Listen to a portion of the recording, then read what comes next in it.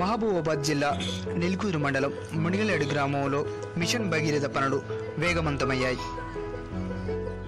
కానీ పక్కా ప్రణాళిక లేకపోవడం వల్ల ప్రజాధనం వృధా అవుతుందని ప్రజలు ఆవేదన చెందుతున్నారు.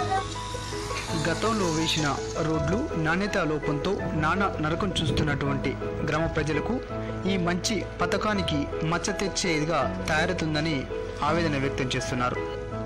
ఈ కార్యక్రమం నిర్వహించే ముందు గ్రామ సభలు నిర్వహించకపోవడం గమనార్హం. అసలే ఎండాకాలం, ఆపై మండుతున్న ఎండలు, ప్రజలు దాహార్తిని తీర్చుకోవడానికి ఎప్పుడు ఏ మూలన ఏ పైప్ పగులుతుందో, ఏ రోజు నల్లా వస్తుందో, ఏ రోజు నల్లా రాదో అని తెలియక ఆశ్చర్యానికి గురవుతున్నారు. జలమయమవుతున్న రోడ్లు, జలం కోసం ఇబ్బంది పడుతున్న జనం, మామూలు రోడ్డు సైతం మట్టి రోడ్డుగా మారుతున్న వైనం.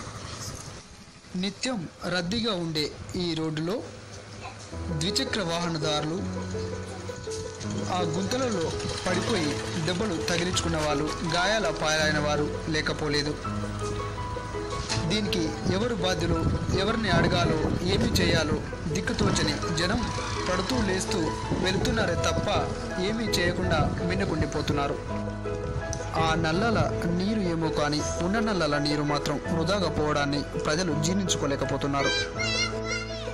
ఇప్పటికైనా దీనికి సంబంధిత అధికారులు, నాయకులు స్పందించి ఈ గ్రామాన్ని ఏ విధంగా తీర్చిదిద్దుతారో వేచి చూడాలి.